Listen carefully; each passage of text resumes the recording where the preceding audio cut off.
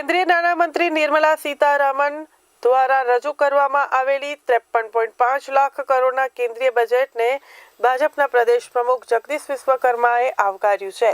તેમણે આ બજેટને આર્થિક વૃદ્ધિને વેગ આપનારું અને પ્રધાનમંત્રી નરેન્દ્ર મોદીના રિફોર્મ અને ટ્રાન્સફોર્મના વિઝનને ચરિતાર્થ કરનારું ગણાવ્યું છે.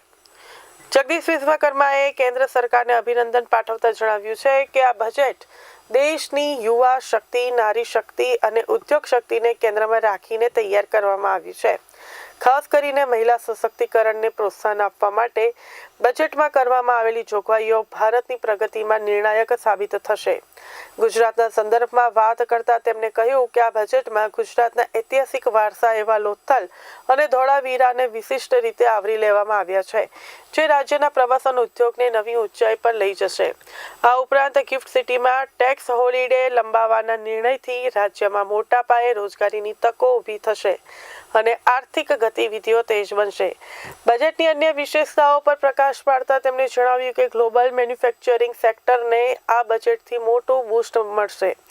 મેડિકલ ટુરિઝમ સહિતના સર્વાંગી વિકાસના પાસાઓનો સમાવેશ કરાયો છે, તો 5 લાખથી વધુ વસ્તી ધરાવતા શહેરોના વિકાસને પણ બજેટમાં વેગ આપવામાં આવ્યો છે. વધુમાં ઉમેર્યું કે ગુજરાત મ્યુનિસિપલ બોન્ડમાં દેશમાં અગ્રેસર છે, ત્યારે શહેરી વિકાસની નવી જોગવાઈઓ ગુજરાતને વધુ મજબૂત બનાવશે. પ્રવાસનથી લઈને ટેકનોલોજી સુધીના દરેક ક્ષેત્રને આવરી લેતું આ બજેટ વિકસિત ભારતના નિર્માણ માટે પાયાનું પથ્થર સાબિત થશે. અભિનંદન પાઠવીએ છીએ. રિફોર્મ એક્સપ્રેસ સતત ગતિ પકડી રહી છે. દેશ હવે લાંબા ગાળાની પડતર સમસ્યાઓને દૂર થઈ અને લાંબા ગાળાના ઉકેલના માર્ગ પર એ મજબૂતાઈથી આગળ વધી રહ્યો છે.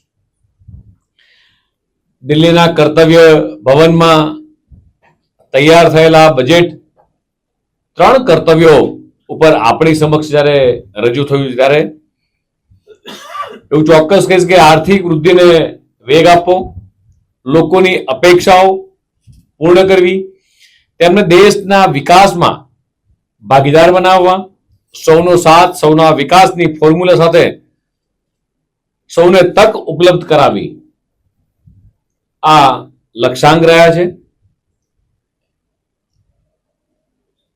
આ બજેટ એ દેશની યુવા શક્તિ હોય, નારી શક્તિ, કિસાન શક્તિ, શ્રમિક શક્તિ તેમજ ઉદ્યમી શક્તિને કેન્દ્રમાં રાખતું ને યુવા શક્તિ એ ડ્રીવન બજેટ છે.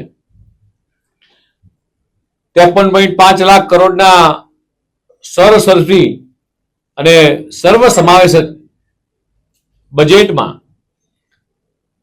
મહિલા સશક્તિકરણ, યુવા શક્તિને પ્રોત્સાહન, આરોગ્ય અને medical infrastructure, medical tourism, general infrastructure, logistic and connectivity, સંસ્કૃતિ અને પર્યાવરણીય વારસાની જાળવણી, ઉદ્યોગ અને ટેકનોલોજીમાં આત્મનિર્ભરતા તરફ અગ્રેસરતા, કૃષિ અને ગ્રામ વિકાસ, પશુપાલન, ડેરી, મત્સ્ય ઉદ્યોગ, સ્પોર્ટ્સ, MSME અને સ્ટાર્ટઅપ ઇકોસિસ્ટમ્સ અને AI નો સકારાત્મક ઉપયોગ કઈ થઈ શકે એ દિશામાં સર્વાંગી બજેટ એ નિર્મલા સીતારામનજીએ એ રજૂ કર્યું છે.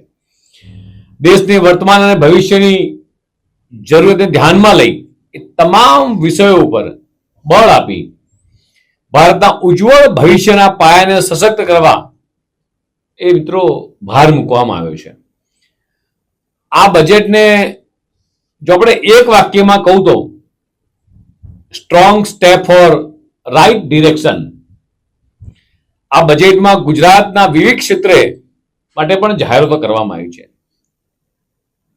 દેશમાં 15 જગ્યાએ લગભગ પુરાતત્વ સ્થાનોને એ વિકસાવવાની જોગવાઈ છે.